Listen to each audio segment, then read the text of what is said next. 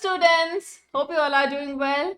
So we have covered part 1 of interpretation of statute. I hope you are thorough with that particular part. So what all we have covered, what is interpretation of statute, kinds of statute, need for interpretation of statute, and then most importantly rules of interpretation. We have also seen causes summasus rule, and then primary rules of interpretation, secondary rules of interpretation. So under primary rules we saw literal construction, Hayden's rule, mischief rule, all of that, and then rule of aegistem generis, and then secondary rule, nascitur ausis, all of that. So what is nascitur ausis? Meaning of the word depends on the surrounding words.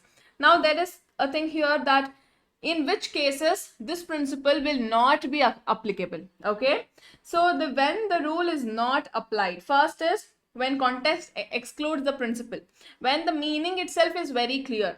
Why do you need to take the surrounding help? So it is, just think like there is a word and these are all the neighbors. So this word derives its value from the neighbors. When the meaning is clear, do you need neighbors help? No, surrounding help is not needed when meaning is clear. Next, when adequate reason exists to give the same word a different sense in another part of that. So one word would have multiple meaning. So you cannot force the meaning of this word in other context. It has to go with respect to context. Next is application would cause injustice or absurdity. When by applying this principle, it would defeat the purpose of law. At that time, don't apply. Next, the provision deals with different factual circumstances. And then the words appear in a wholly different context. So make sure that you're going with the context, and this rule should not defeat the purpose of the law. And when the meaning is already clear, you don't have to apply this particular principle. Clear, all of you? And then what is strict and liberal construction? Very, very important. And then presumptions. These are logical assumptions that the courts make, right? We have seen what are those assumptions. What are those presumptions? Now comes the starting of the next part, that is aids to interpretation. These are tools to interpretation. Now these are tools that help interpretation. Okay, so there are certain tools that are there inside the statute itself. Those are called as internal aids, internal tools of interpretation. They are there inside the statute, but there are certain tools that are there outside the statute. Those are called as external interpretation. Clear? Internal interpretation is what that is there inside the statute. External interpretation is what that is there outside the statute. Shall we check? First, internal interpretation. These are internal aids. Okay, internal aids for interpretation. These come from the act itself. It is there in the act itself. Title, there would be title. When you open a bare act, there would be title, correct? Now Companies Act 2013, right? And then preamble, constitution, we the people of India, and it goes on. So this is a preamble, heading, marginal notes, interpretation clause, proviso, illustration, schedules. All of these are something that is there inside the statute itself. These all help court interpret better. Now when there is some confusion, court can check what is the title, and because of that they can understand the intention of the legislature. Okay, that is how these all tools help interpretation. Okay, now there are certain external interpretation which is there outside the act. So these come from outside sources like parliamentary history. At the time of framing this constitution, during the bill was passed, at that stage what all discussions would have happened in parliament. When we see those discussions, we understand what was the intention behind passing this particular bringing this particular act, correct? So and then committee reports, there are certain law commission reports, all of those, and then with the help of other statute and then dictionaries and foreign judgments, all of these are something outside the statute. That is why it is called as external aids to interpretation. Shall we quickly check all of these? And then courts can use internal evidence, external evidence. Internal is something that is derived from the act, external is outside the act. Okay, so to make your job simple, I have given short notes so that quickly you can go through these, and that would be sufficient for your exam point of view. Okay, so quickly, In title, first we'll cover all the internal aids. First is what? Title. In title, we have two types of title, long title and short title. What is long title? Long title explains the purpose or object of the act. Now, Companies Act 2013. What is this? This is short title. When you see this Companies Act 2013, do you understand, oh, this is the purpose of law? No, we will not understand anything, right? But when we read an act to amend and consolidate the law relating to companies, now you understand, okay, the purpose of the law is this. When we read Companies Act 2013, we won't get to know what is the purpose of law. But when we read an act to amend and consolidate the law relating to companies, at that time we understand what is the purpose of this particular act. What is the object of this law? We understand. This is called as long title. By reading long title, we understand the purpose or object of the act. But by reading short title, it is just a reference purpose. Now, if you want to refer, you just tell it as Companies Act 2013. Easy to refer. For that purpose only it is there. But long title, it explains the object or purpose of the act. Clear, all of you? Yes. By reading long title, purpose becomes clear. Easy, simple. Long title cannot override clear meaning of the provision. What is there in the provision, when that meaning is clear and long title says something, at that time, can long title override this? No. At the end, what the law says is final. Nothing can override that. Title, can it override the provision? No, they cannot override the provision. Got it, all of you? This is your first. Second, preamble. Preamble is what? Preamble is an introductory statement that explains why this law was made. What is preamble? This is an introductory statement. It explains why this law was made. What was the need? When you read the preamble, you understand the gist of this particular law. You understand the intention behind making this particular law. Okay, what is the purpose this law is serving? That you will understand. So, if at all provision is very clear, at that time, ignore the preamble.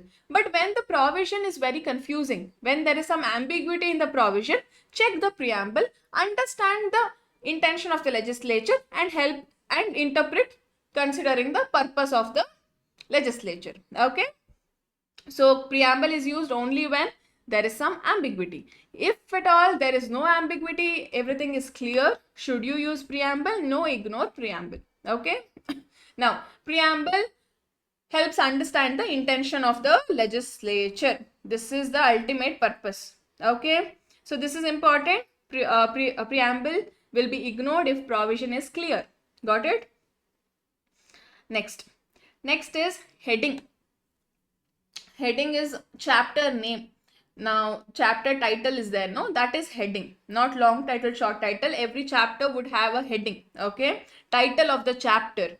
So, it is heading is what? Title before the section or group of sections. When they need to divide the sections, each section or each group of section, above that one heading is there, right? That is called as heading or title of the chapter. Now, what is the purpose of this heading? It gives an idea of the subject. It tells what is the subject about. It acts as an key to interpretation. It is used only if ambiguity exists. Of course, when it is clear, not needed. Only when ambiguity arises, you need to make use of these tools. Heading cannot override the plain words of the provision. It is used only to support the interpretation. So, what is that one common thing that we are checking? What is there in the provision? Nothing can override that. Okay. So, here I'll give an example. Now, let's say when do you have to make use of heading for interpretation? Now, let's say in the provision they have mentioned they are talking about vehicles. Now, here the question arises, should bicycle be included or not? That is the question. Okay. At that time, you can look into heading. Heading says offences relating to motor vehicle. So, it is clear bicycle is not included. So, there is ambiguity in the provision that bicycle should be included or not. It is not clear.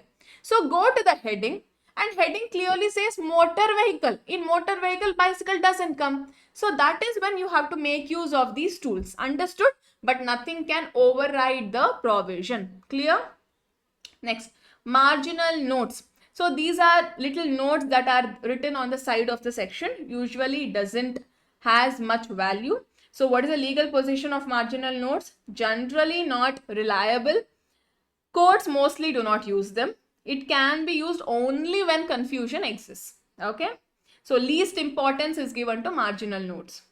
And then interpretation clause. You only tell me what is interpretation clause. We have seen during causes omissus rule and all of that. It is what?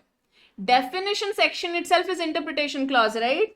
So definition section is itself is interpretation clause. What is the purpose of this? Purpose is to avoid repetition and to ensure clarity. Okay.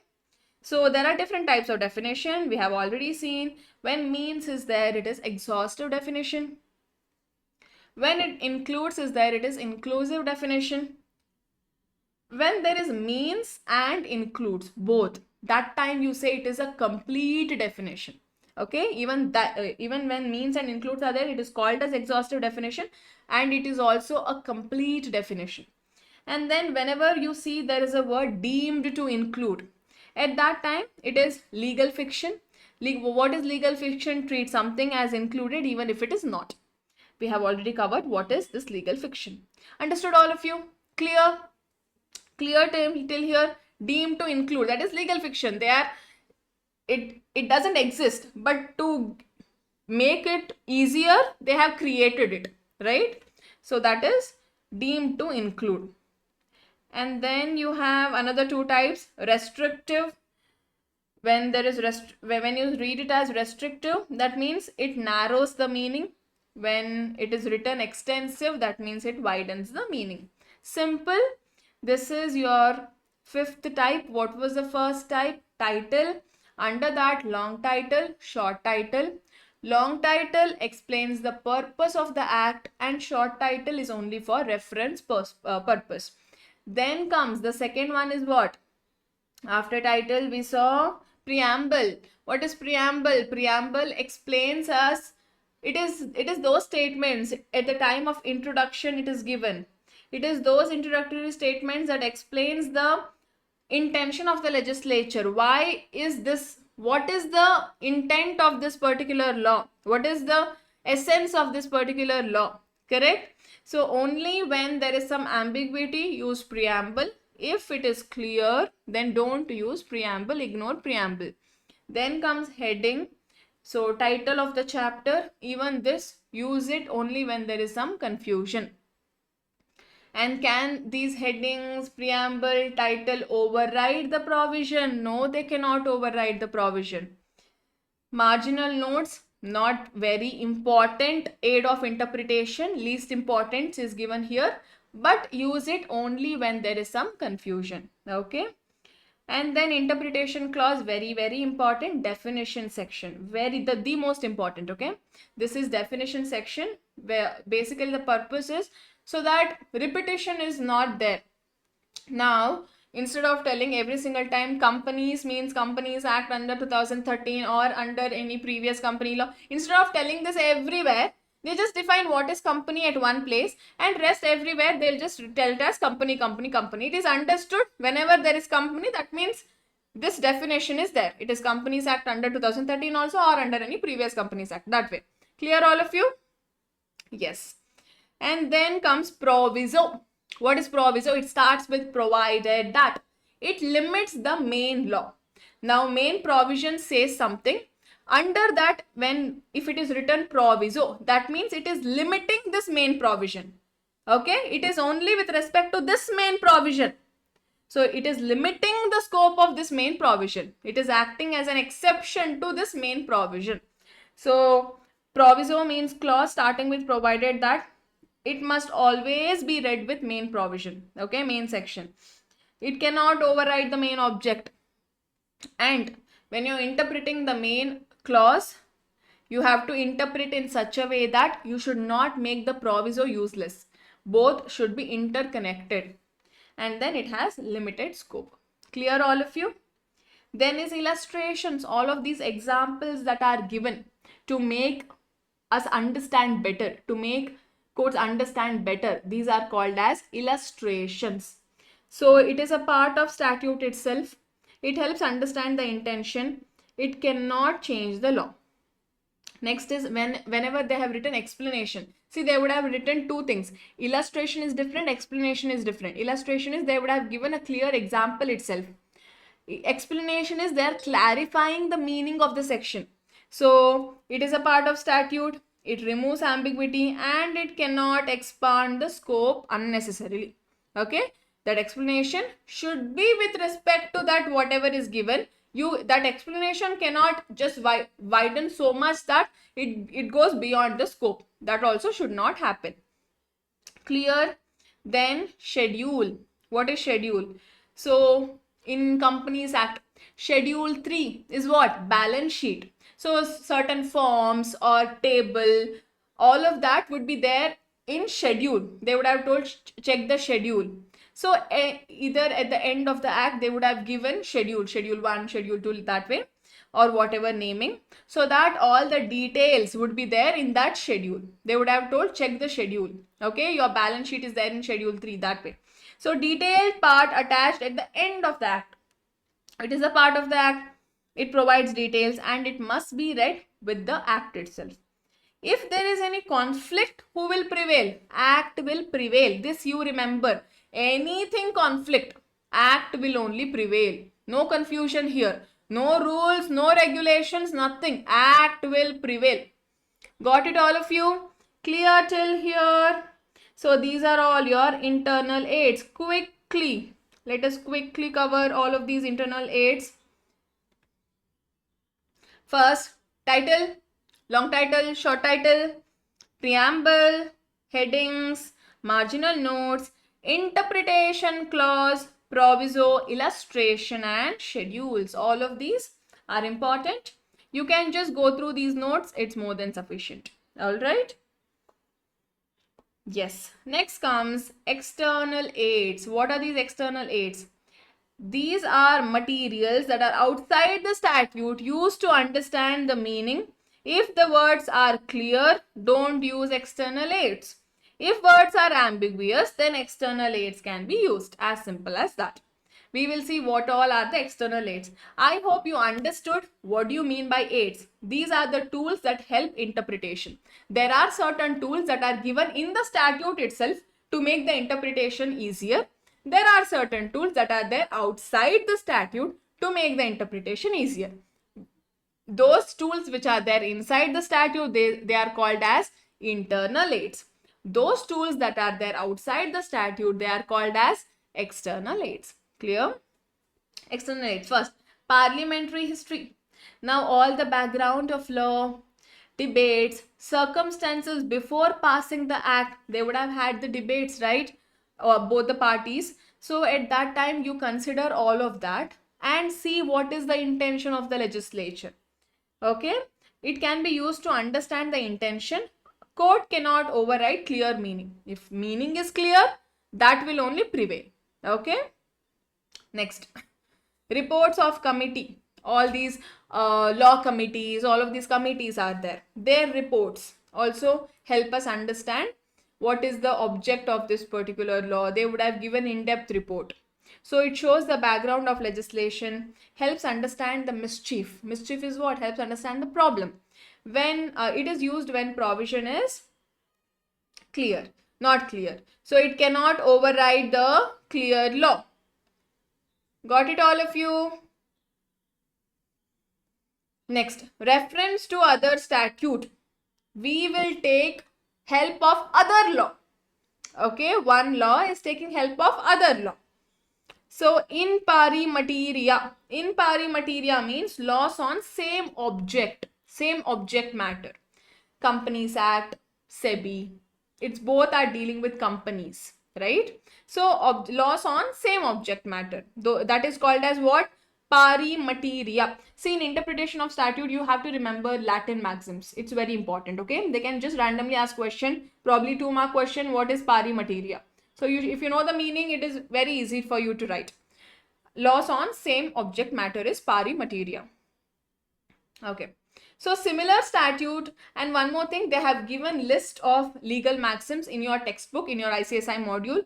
So if you have time, just quickly go through those. In that, many of that you would already be knowing by now. So those which you don't know, you can just quickly go through the meaning, so that if at all they ask 2 marks or something, you can easily write it. Okay. So similar statutes can be read together. It helps understand the meaning of the terms.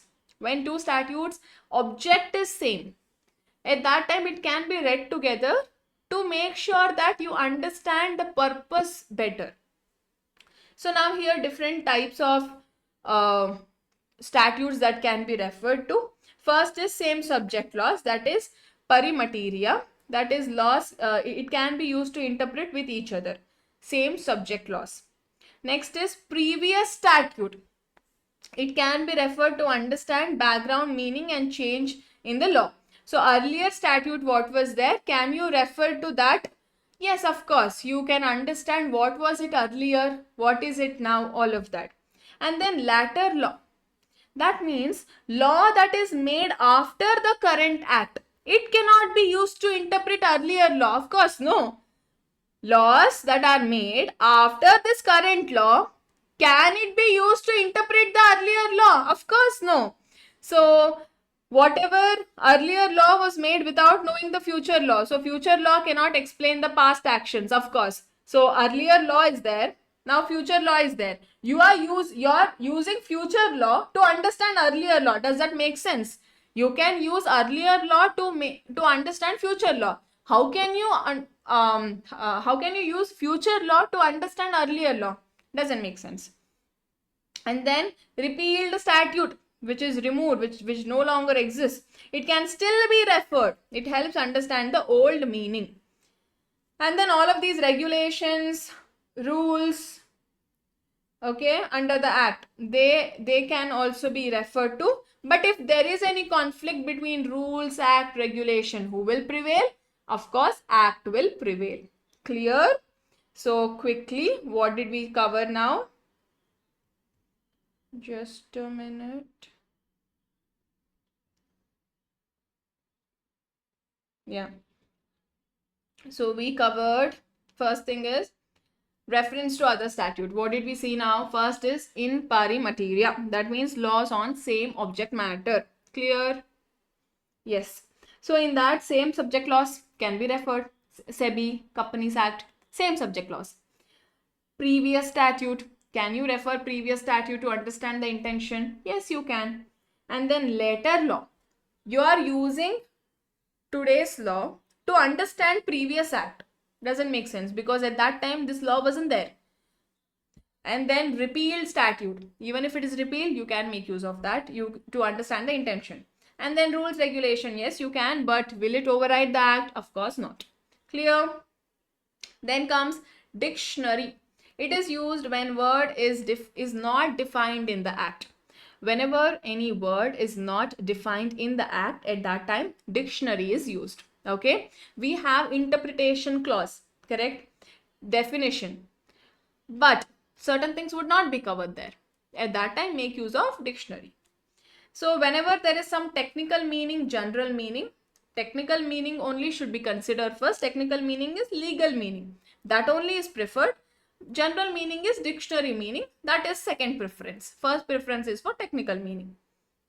And then foreign decisions, judgments from other countries, is it binding? You tell me, judgments from other countries, is this binding? No, it is not mandatorily binding. It has what value? Only persuasive value. Sources of law, right? It has only persuasive value. In sources of law we have seen. One high court decision, is it binding on other state high court?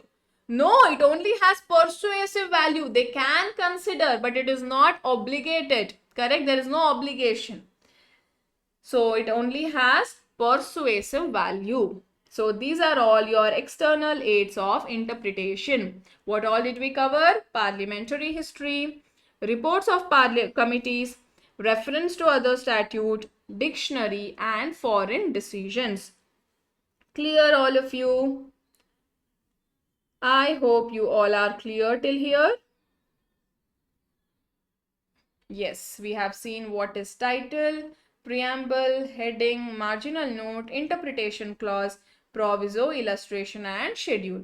Under external aid, parliamentary history, committee reports, other statute, dictionary and foreign judgments. Clear all of you? Yes.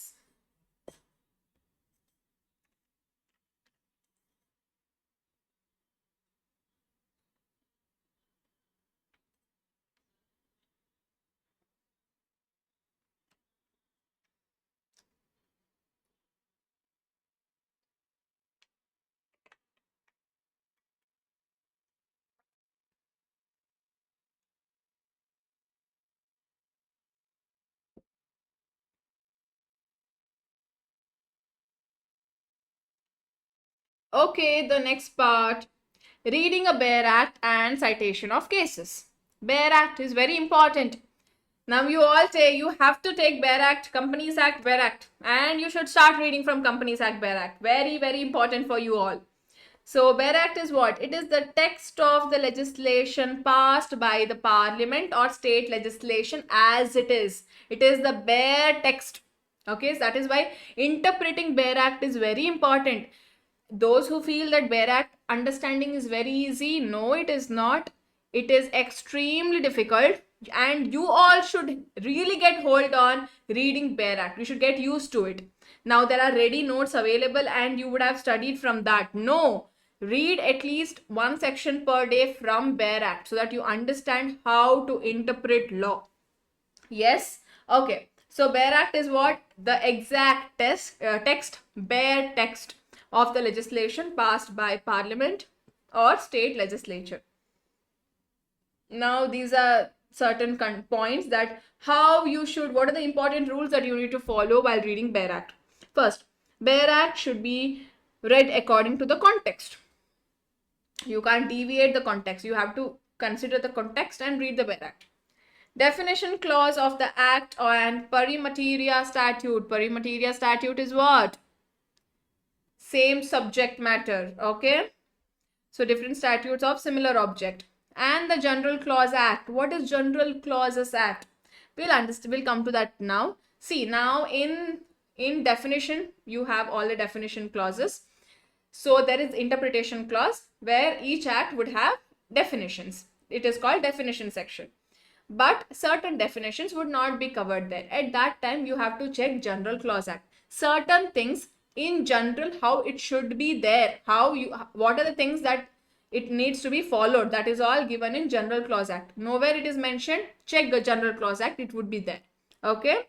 So, and General Clause Act has to be referred. So, whenever you are reading any Bare Act, you need to connect it with other similar subject law and also General Clauses Act, because so many things that is not covered in that particular Bare Act would be there in the General Clause Act. Okay. Next is literal interpretation should be given initially. First preference is literal interpretation.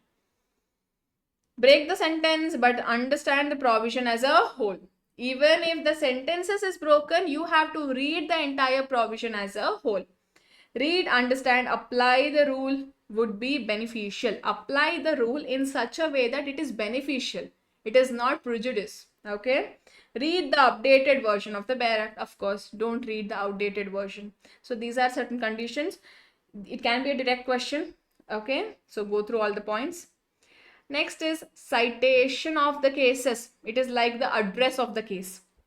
It is what? Address of the case. Where do you find it? So that is citation. Okay. So the citation generally gives an indication of the name of the parties, year of judgment, volume number, abbreviated title of journal, page number. All of this citation tells. It is like an address. One particular case, address is citation. So All India Report, AIR, SEC, all of these are citations. Clear all of you? Law reports are referred to by professionals in their pleadings. The common law reports used are, these are all law reports. All India Reporter, AIR, Supreme Court cases, SEC. So after a case law, this A versus B, SEC would have seen that way, along with year, volume number.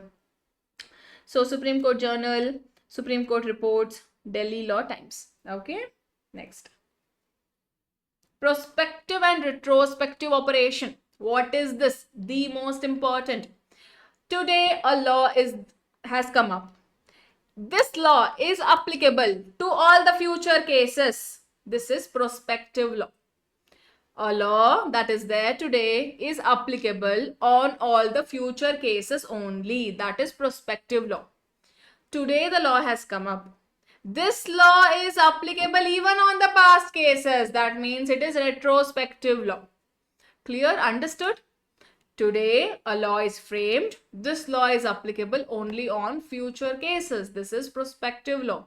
Today a law is framed and this law is applicable on past cases also. Then it is called as retrospective law. Simple example. Now you tell me, in the year 2023, particular act, it was not an offense. Okay, some act, it was not an offense. In the year 2026, a law is framed. According to that law, that particular act is an offense. Can it happen? Of course, yes. Today they are telling that act is an offense. 2 years back, it was not an offense. Can I go back and punish everyone who committed that offense, telling that as per today's law, it will be applicable on the past cases? No. All the criminal laws, it is prospective in nature, not retrospective. Now your tax laws, can they tell that today's whatever changes is there, it is applicable from 2024 itself? Yes. That means they are retrospective law. Got it? So most of the criminal laws, they are only prospective.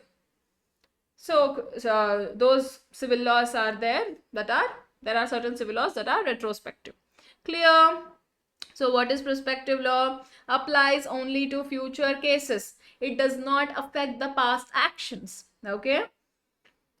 Retrospective law applies to past actions as well. Example, law passed in 2025 applied from 2023 itself. Okay, some other year. Next is substantive law and procedural law. What is substantive law? It is, substantive law tells this is an offense, this is not an offense. What is an offense? If this is a contract, this is not a contract. Okay, this is what? Substantive law. Usually for substantive law, usually prospective in nature, of course. If at all this is an offense. Now the same example what I gave. I cannot go back and tell that now I'm making it today it's an offense, so can I go back and tell that you are punishable? No, because substantive law on that prospective applicability will not be there. Okay, so it is usually retrospective applicability will not be there. So substantive law, it is usually prospective. Retrospective only if they have clearly mentioned. If they have clearly mentioned, then retrospective, but usually prospective. Procedural law, if there is any change in the procedure. Procedural law is what? Now substantive law says this is an offense, this is a contract. Now, if this happens, which court should I go? What is the procedure I need to follow? All of that procedural law say. Can I make procedural law retrospective applicability? Yes. So these are procedural changes. It is not going to affect the other person. So here, procedural law can be retrospective. Clear all of you? Yes. So retrospective, prospective in detail we have covered in Constitution. So we covered now prospective law, retrospective law, substantive law and procedural law. Got it? All right. Okay. And then use of may, shall.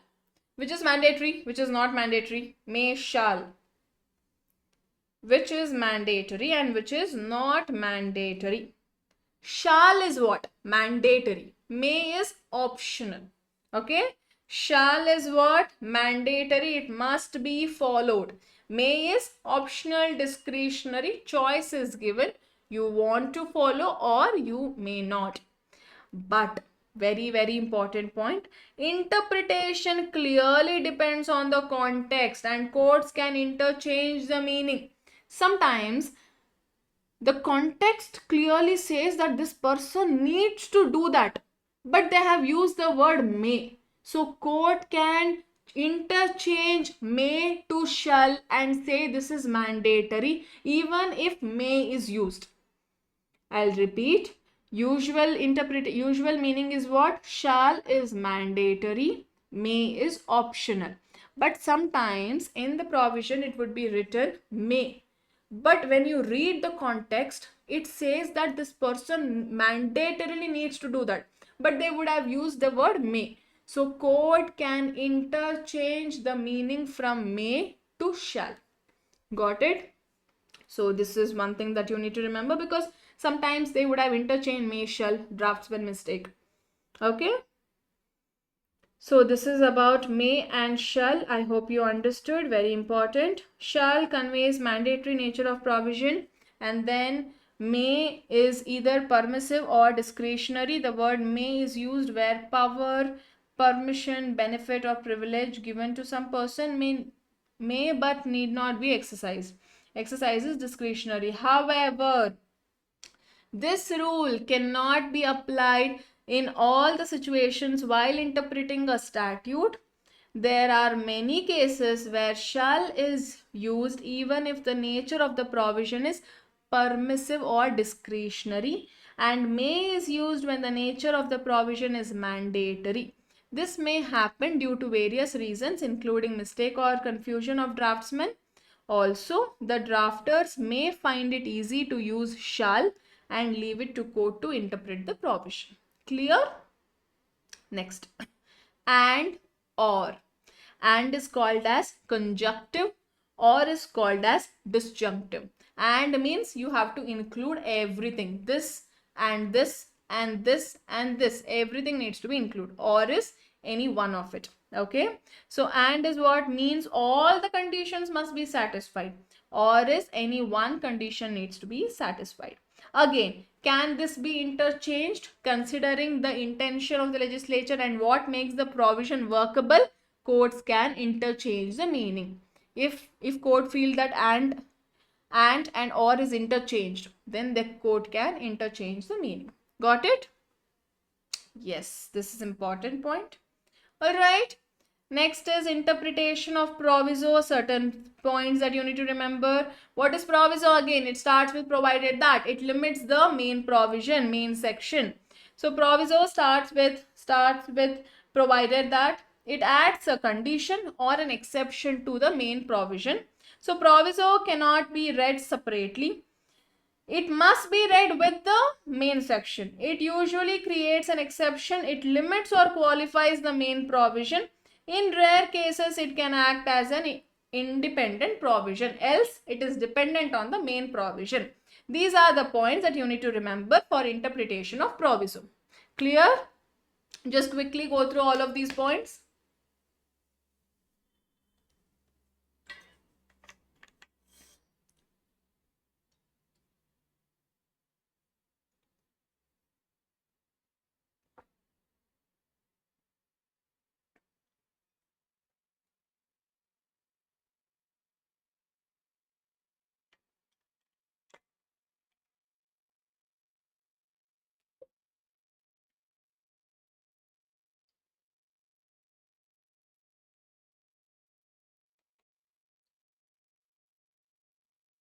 Did you go through all the points? Yes. This is interpretation of proviso. Next, deeming provision, legal fiction when the word deemed to be is used. Okay.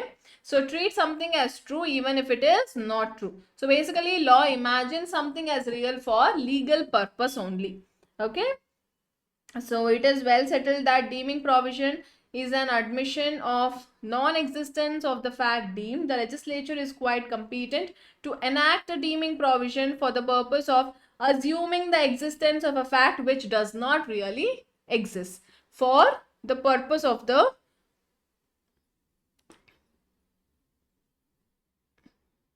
and then it is very important that it cannot be used beyond its purpose. Only for what purpose is it is assumed, only to that extent it can be used. Okay.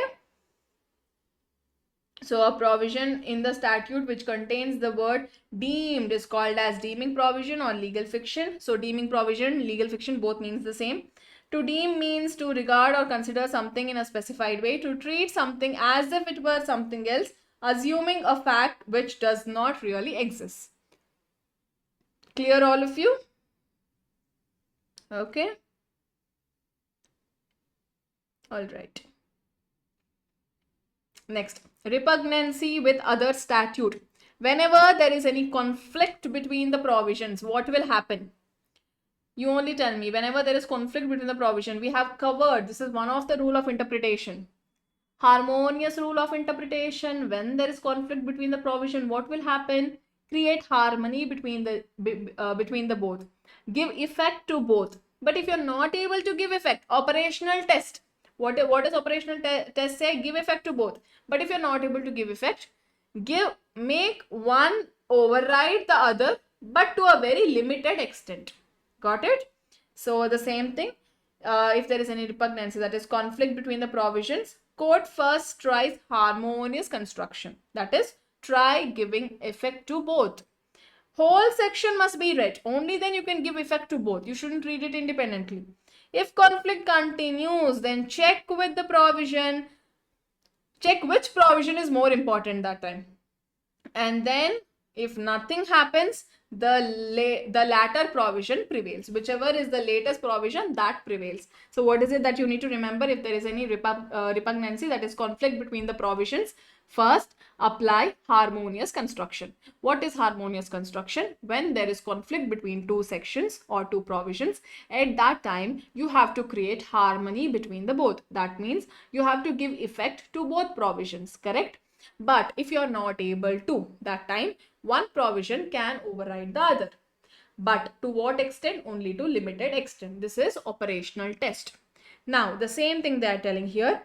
And another important point is whole section must be read together. Okay, don't separate it. And then if the conflict still continues, then see which section is more important. Give effect to that. Okay. If nothing works, the latest provision, the latter provision which has come later, that will prevail. Got it? Clear, all of you? This is in case of repugnancy. Okay. Yes, so the last one must prevail. General provision and special provision. Very, very important. So general provision and special provision, which will prevail? Of course, special provision will prevail. So generally they are telling this is applicable to everyone. But they are telling in another section that for this company, this is exempted. This is special provision. So generally they are telling it is applicable to everyone. There are certain exemptions for small companies, right? And somewhere else they are telling that small company is exempted from this. This is what? Special provision. General provision is it is applicable to everyone. Who will prevail? Special provision will prevail. Simple. Okay.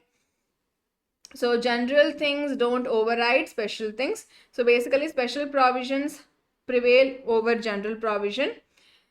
And then court should interpret the law in a way that it benefits. Okay.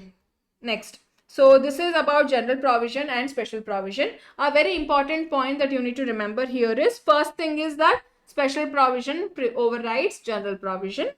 The next thing is that there is a very important maxim. Very, very important. This maxim says, generalia specialibus non derogant. That means general things do not override special things. Please write it down.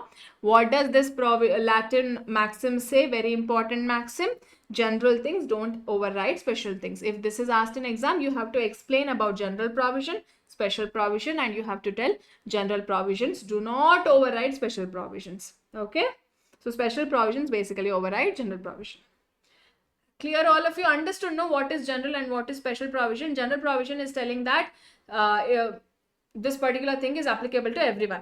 Somewhere else special provision says that the small companies is exempted from that. So this needs to be given more importance. You cannot tell that no, general provision prevails, so small company falls under this category. No, This is a special category. So this needs to be given importance. This will override over general provision. Clear?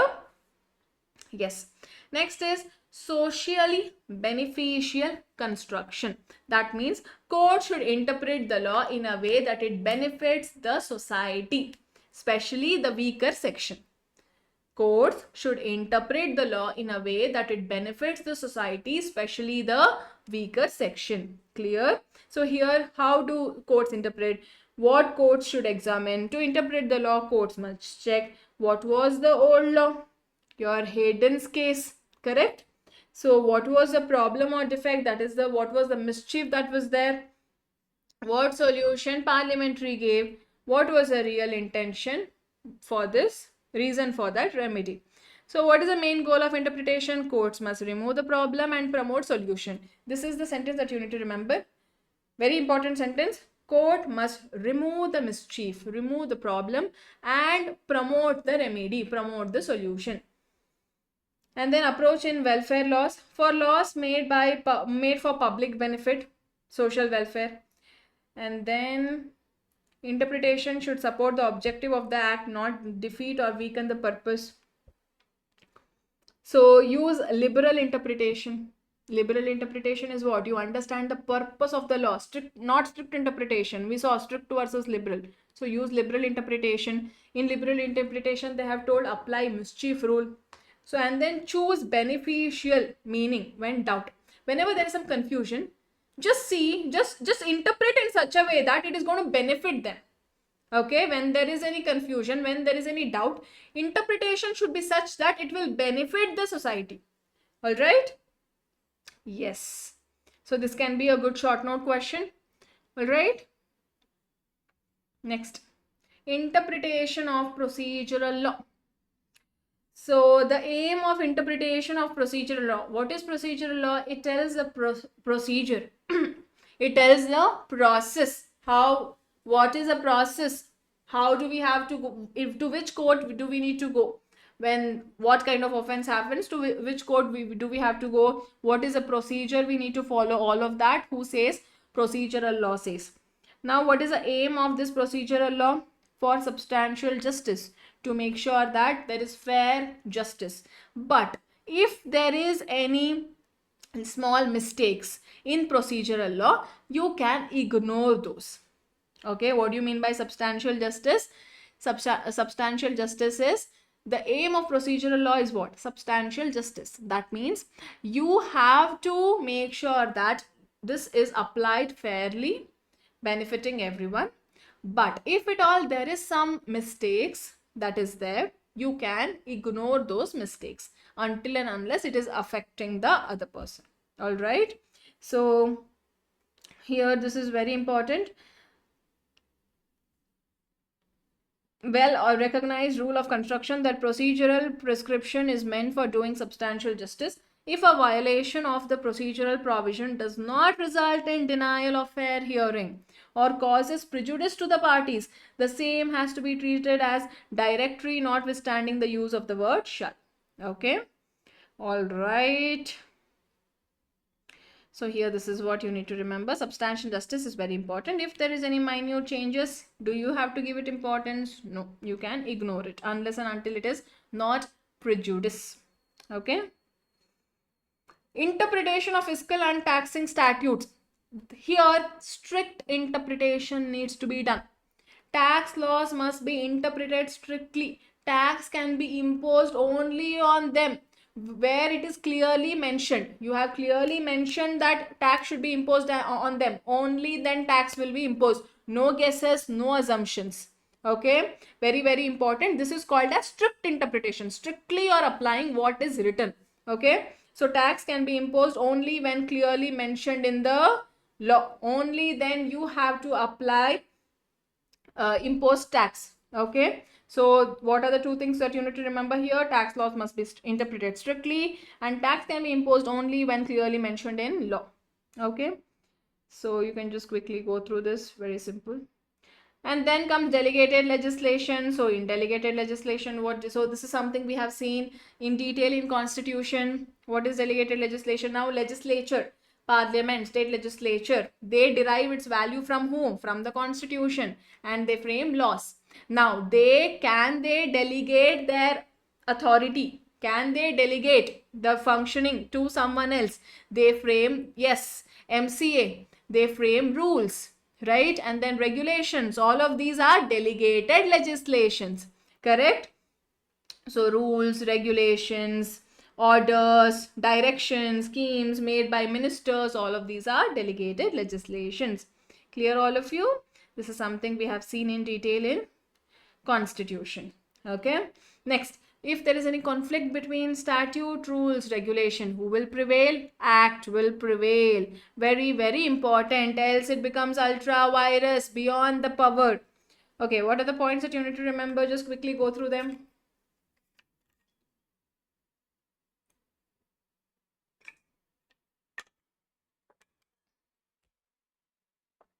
Always act overrides rules. Rules must conform to act, must be written, must be within the delegated power only. Parliament has delegated the power. To what extent you are given the power, you should work only within that extent. You cannot go beyond that, because you are only delegated, because it is only delegated power. The supreme power legislature has. Okay. If it is not within the ambit of its power, then it is ultra virus, and court can strike down such rules. Clear? Clear all of you? Next, there are two doctrines: doctrine of substantial compliance, doctrine of impossibility of performance. What is doctrine of substantial compliance? If the main purpose is fulfilled, then minor changes can be ignored. As simple as that.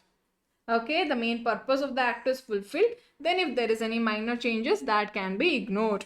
Simple, okay. Next is doctrine of impossibility of performance. No one should be bound to do something that is impossible. You have also seen impossibility of performance in contract law as well, right? So here meaning is what? Whatever is not possible to be performed. So impossible act, that should not be, that does not have any value. So no one is bound to do what is impossible. No one is expected to do impossible. There is no obligation to do impossible things. The maxim that you need to remember. So these are all the maxims, the meaning of that maxim they have given. So try just recalling it, remembering it, okay. The law does not compel a man to do which he cannot possibly perform. Impossibility excuses the law. The law excuses someone from doing impossible. So impossibility is an excuse in law, okay, because nobody can perform what is not possible.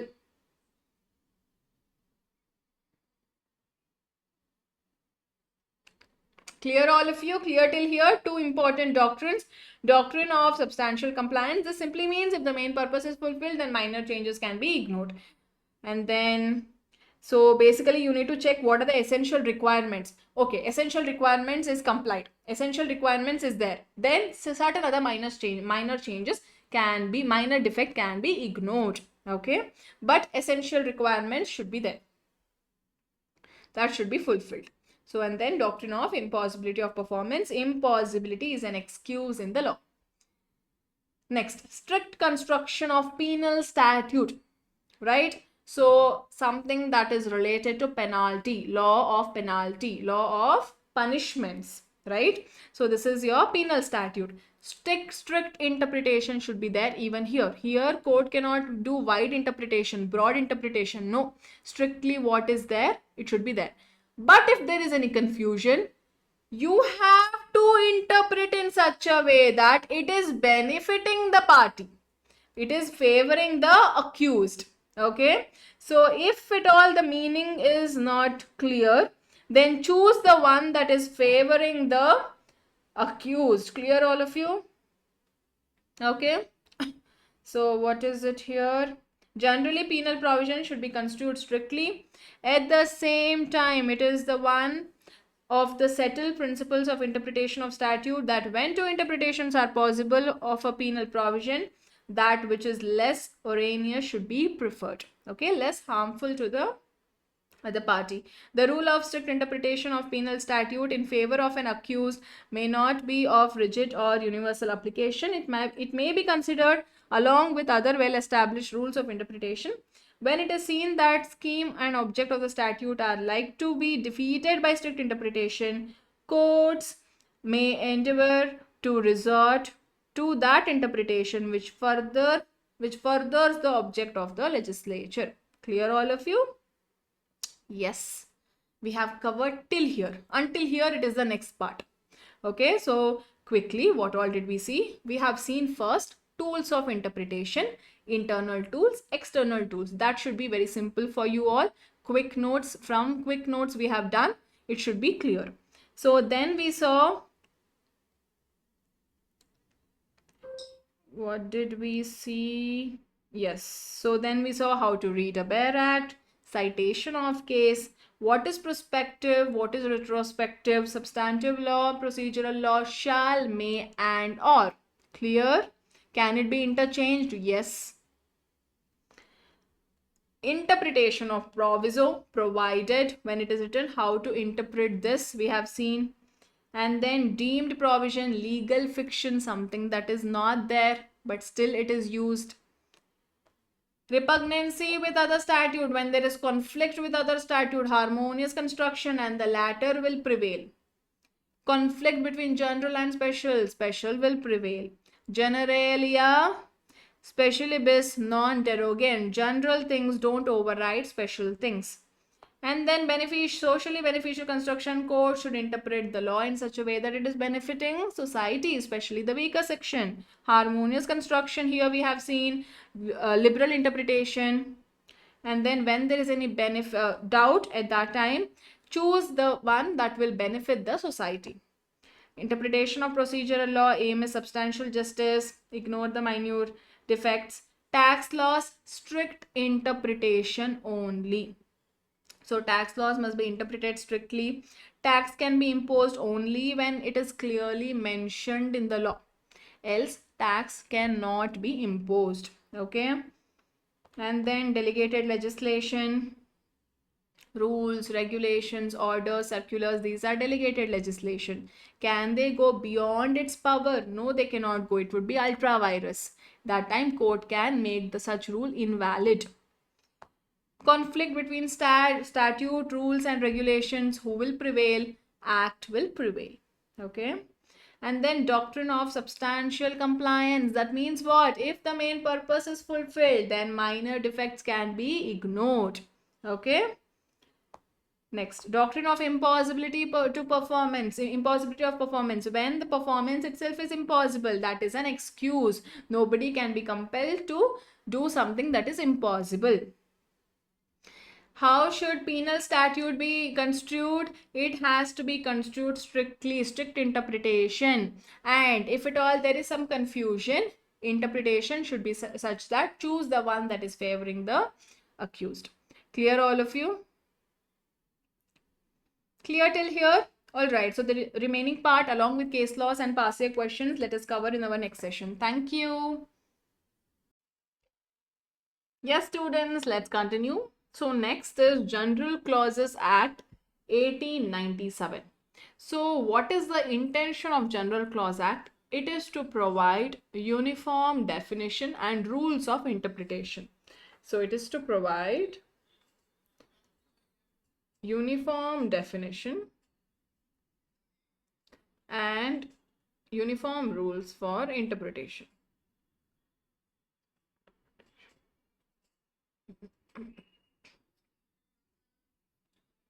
So earlier this was Interpretation Act 1850 and later on it is General Clause Act 1897, a very old act, right?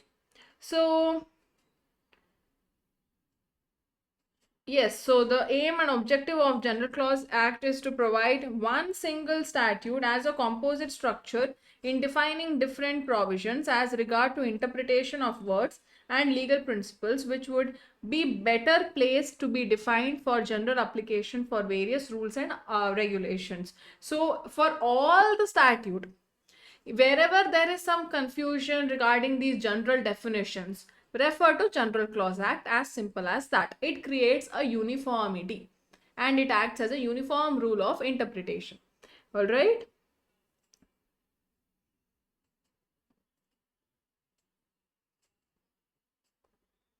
Yes. Next is section 3 is definition.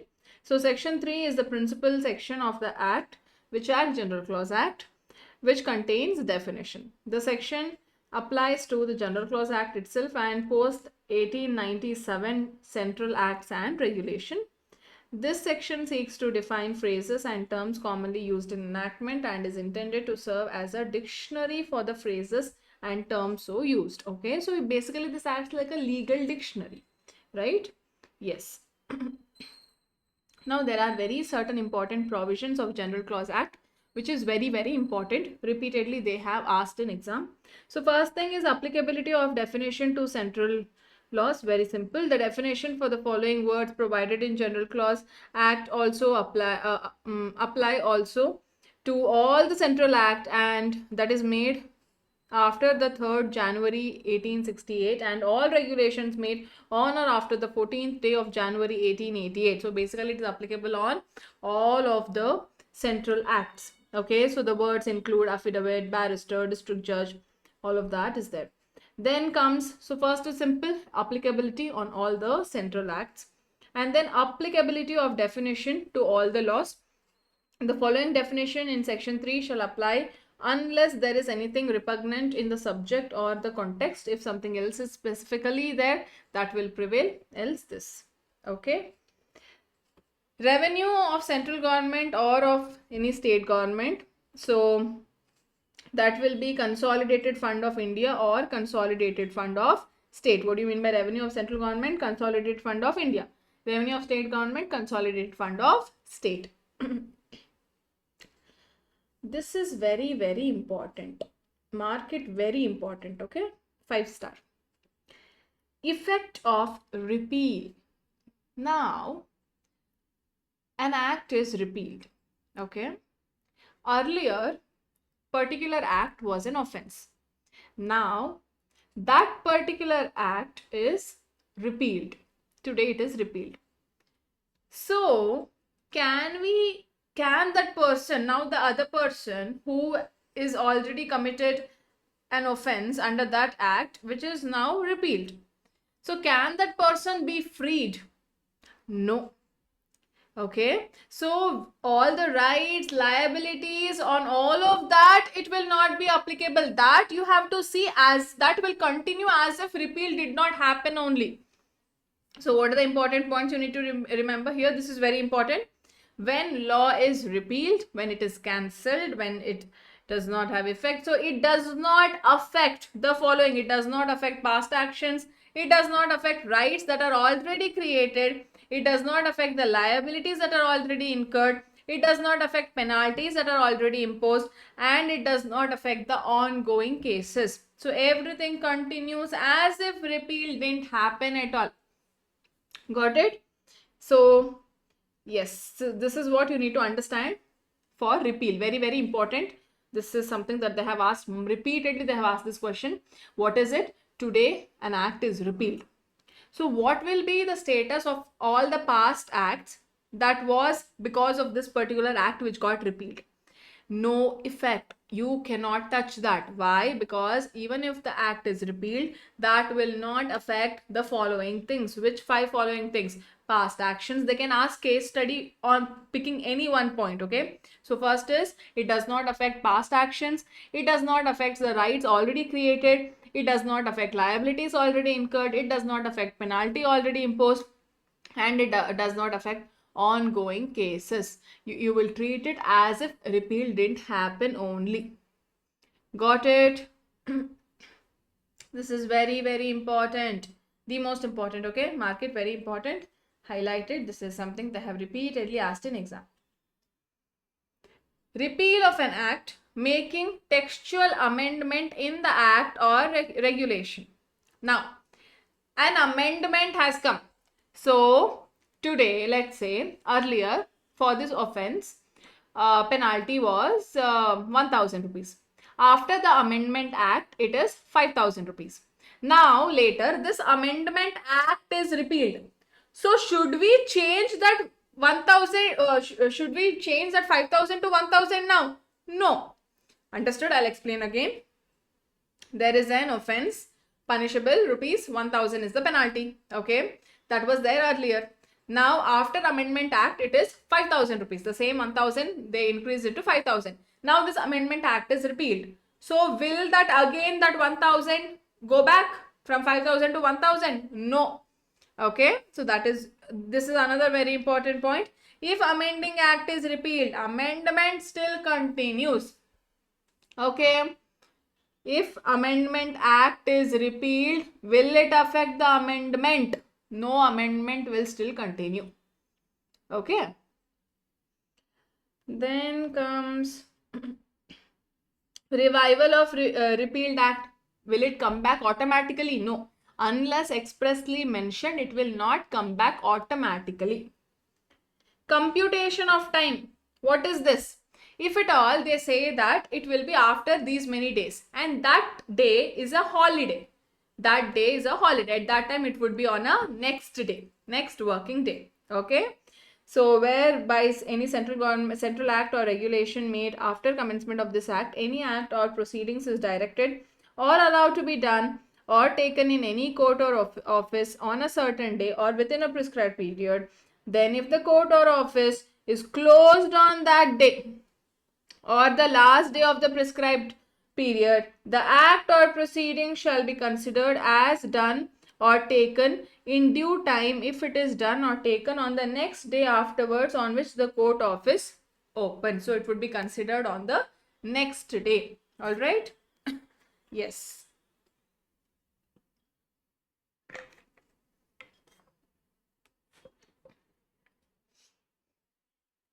Okay.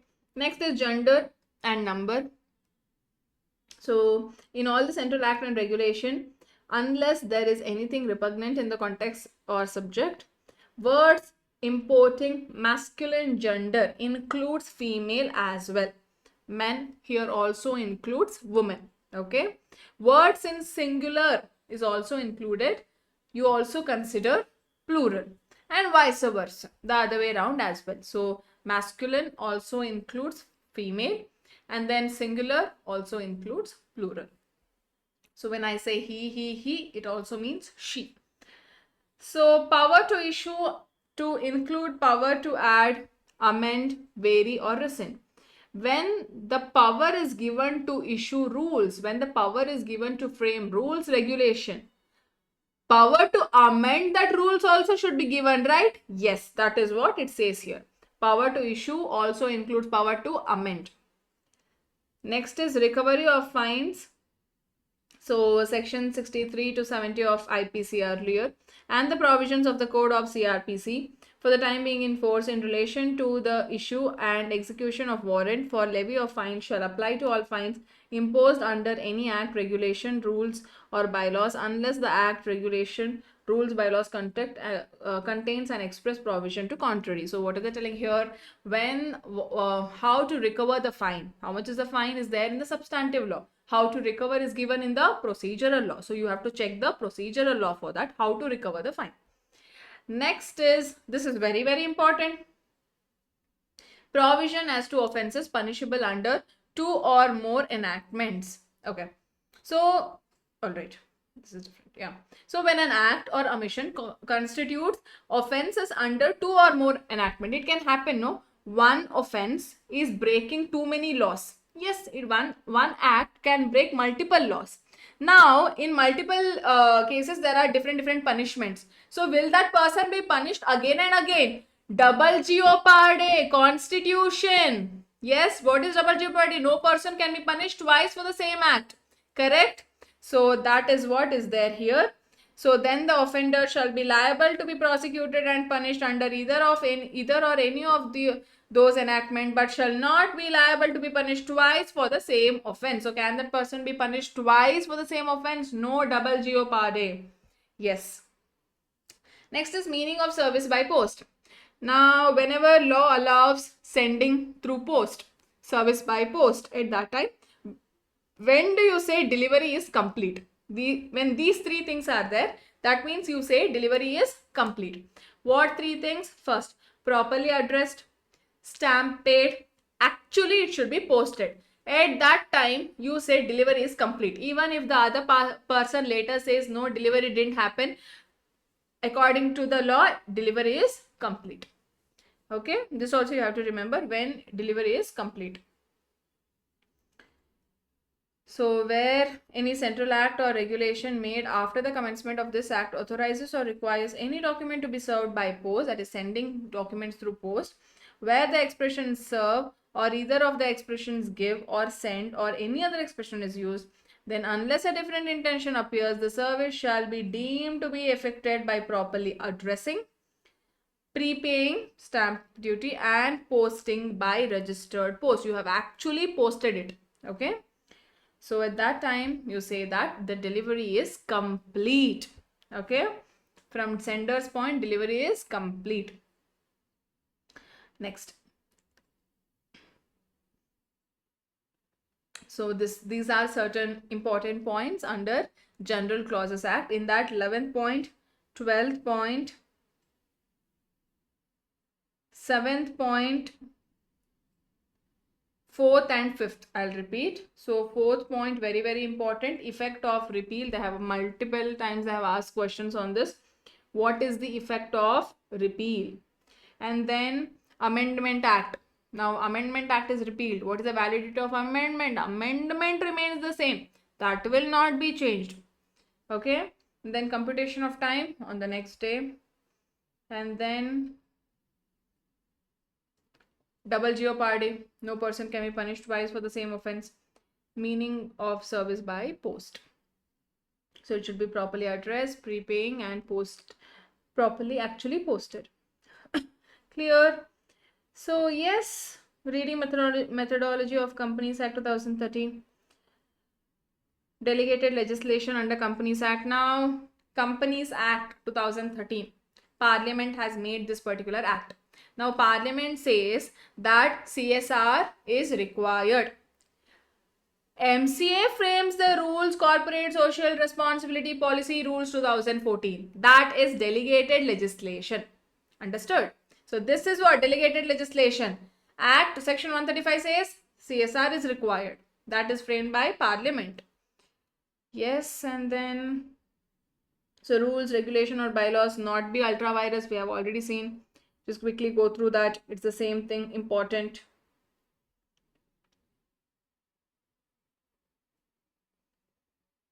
And then quickly, what are these terms? What do you mean by notification? You must have heard notification, circular, clarification, rules, regulation. What is this notification? Notification is official announcement in the Gazette. Okay, it has legal force. It is official announcement. Okay, when they want to announce something officially in the Gazette. What is circular? When they want to explain something. Issues to explain the law. It helps in understanding some clarification, some kind of explanation.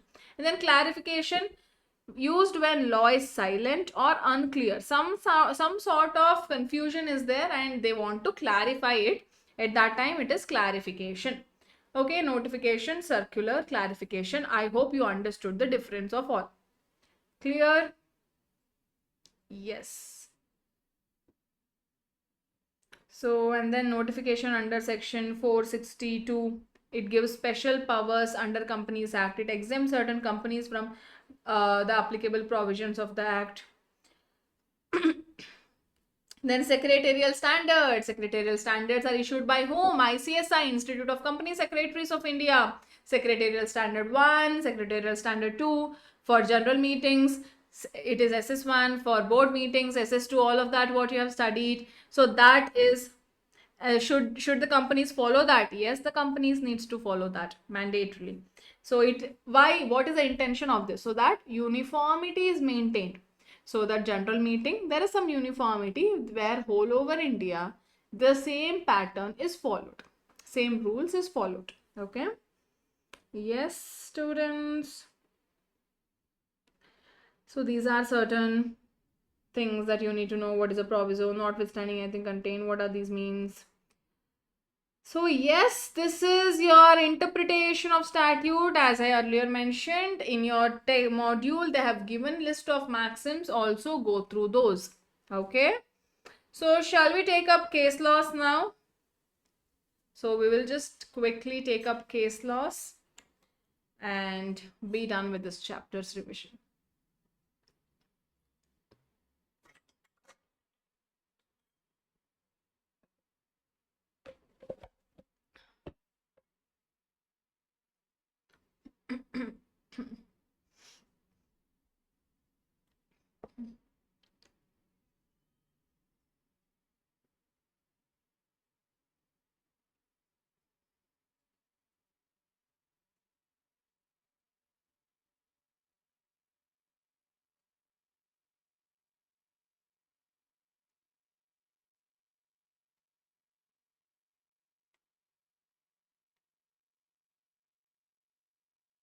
PDF of this will be attached in the description below. Do check that out, and if you have any doubts, please put it in the comments. Okay.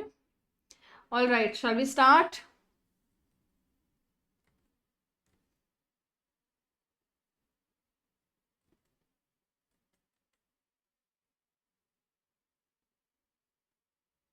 Okay.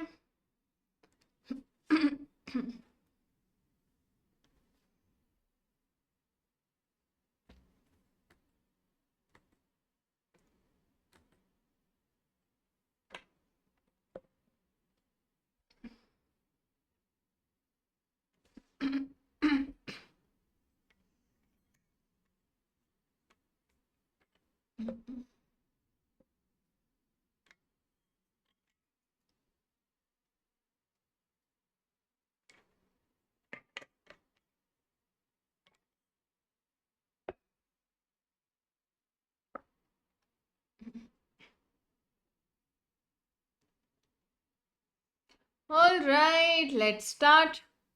Okay. So first thing, Seaford Court Estate versus Ashay. You don't have to remember the case law name. In Constitution, yes, remember certain important case laws, but here in tort, you need to remember case laws, very important. So here you just need to remember what was the issue and what court held. They can frame it as a case study. So that is the purpose why I have given case law separately, because it is important that you finish this part first. After that, take up the case law. Okay, first is that part, because now you can only answer all the case laws. To be honest, all the case laws is already covered now. So, but for extra segregated information, I have given case law separately. Okay, because in this chapter you have a lot of case laws. All right. So in Seaford Court Estate, quickly I'll tell what all happened in this case. In this case, what was the issue? Now, judge should not blindly follow the words if law has gaps. Okay. So what was the question here? Question arose about gaps in drafting of the statute and whether a judge must stick only to the language. So what court held? Judge must understand the intention of the parliament, fill the gaps logically. Our first part, that is why I gave so much importance to introduction. Okay, so read the last line. He can iron out the creases but not alter the fabric of the law. This sentence was asked in the exam. Okay, what is it? He can iron out the creases but not alter the fabric of the law. So now judge must understand the intention of the parliament and fill the gap logically. Okay, like what lawmakers would have done. So even if there is some sort of, if at all the provision is unworkable, at that time judge can, yes, fill the gap with very minimal changes. Okay, that too in such a way that what lawmakers would have done, considering that judge needs to make the alteration. Clear? Next is state of HP versus Pawan Kumar. This is a case about literal construction. So what happened here? Here the issue was court considered the basic principles of literal construction of statute. So court here held that follow the plain meaning, change only if it leads to absurd result. What happened? Change only if it, first is literal construction. Change only if it leads to, change only if it defeats the purpose of the law. Okay. Yes. Next is also about literal construction, the same thing. Issue was a question of interpretation arose where one possible reading would make the other provision of the same statement repugnant. So at that time, every provision must be given meaning. You give importance to one provision and ignore the other provision. No, every words are used with an intention. So you cannot ignore any words. So court held interpretation should not be given which would make the other provision of the statute redundant. Okay. Next, about causes omissus. So the issue was the word or in the statute was sought to be read differently from its plain meaning. So if wordings is clear, don't twist it. We have seen this. So or means either this or that. So court held when language is clear and unambiguous, there is no need to apply the tools of interpretation. The words or need not be read, reread or substituted. Plain meaning itself you need to apply. Okay. Then Hayden's rule, material words were capable of more than one construction and the court had to choose which to apply. So here you need to explain what is Hayden's case. So when words bear two or more meaning, at that time Hayden's rule applies. Courts must adopt the construction that suppress the mischief and advance the remedy. This is the most important sentence in Hayden's rule. You have to apply the one that removes the problem and supports the solution. Okay. Next, in the next case, again Hayden's case, mischief rule. So question arose about when Hayden's rule of interpretation can be applied. So Hayden's rule can be applicable only when the words in question are ambiguous and reasonably capable of more than one meaning. If it is only one meaning, literal interpretation. Only when it is capable of more than one meaning. This one. Now don't get confused between harmonious construction. No, harmonious construction is when there is conflict between provision. Here it is one word is giving more meaning. Okay. Next, reasonable construction. The ordinary grammatical meaning of the statute led to contradiction with its apparent purpose. So court held here only when the statute's ordinary grammatical meaning, we have seen in the reasons for reasonable construction. So explanations, at that time we have seen that only when it is deviating from literal construction, use this. Okay. Then again a question arose about departing from dictionary meaning of the words in the statute. Court held court can they depart from dictionary meaning? Yes, and give it meaning that advances the remedy and suppress the mischief. Next is reasonable construction. The court considered how statute should be read in isolation or in context. They have to be read together, not in isolation. Reasonable construction, the word west in the section was interpreted and its meaning was in question, whether it meant only title or also possession. So here relevant section must be read in the meaning purposeful and rational manner. The word west in section 202(1)(c) was construed to mean vesting both title and possession. So this is your case where interpret the words meaningfully. Simple, as simple as that. What is it? Interpret the words meaningfully. And then harmonious construction, two sections of the same act appear to conflict with each other at that time. Create the rule of harmonious construction. The next is also rule of harmonious construction. Go through that. And then also the rule of harmonious construction, a question arose on how expression in statute should be understood. Expressions used in the statute should be understood in the sense that that best harmonizes with the object of the statute and effectuates the object of the legislature.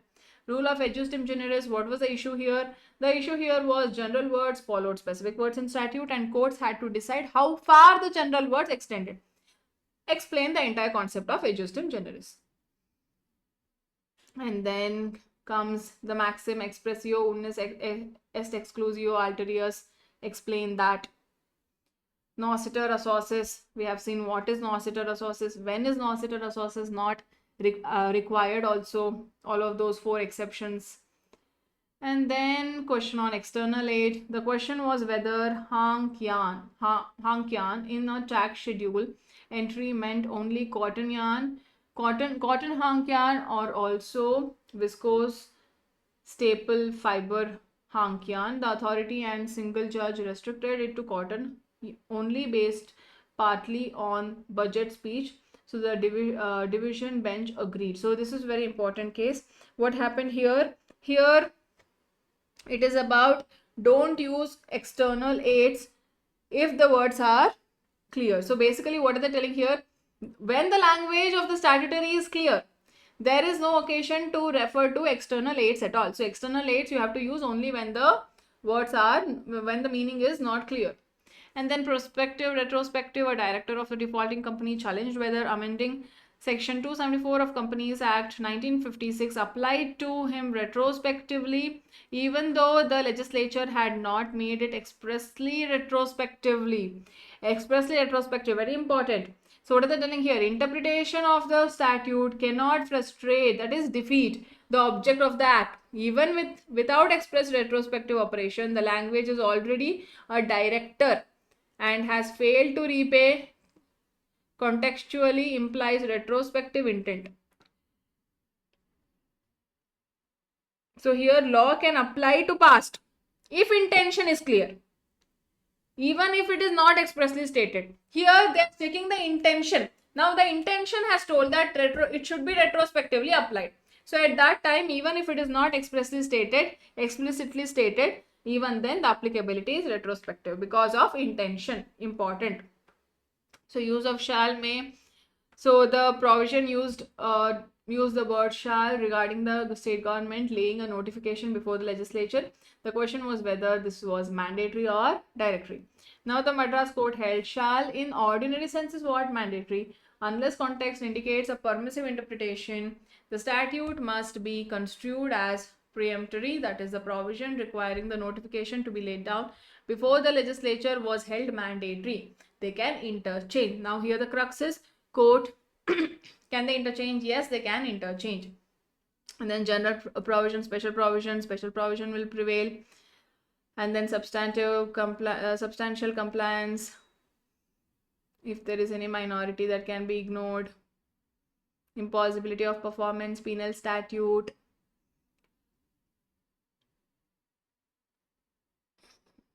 So yes, go through all of these case laws, very important. Yeah, okay. So the link will be there in the description below. So fiscal and taxing statute, how should it be construed? Strictly or liberally? Strict construction.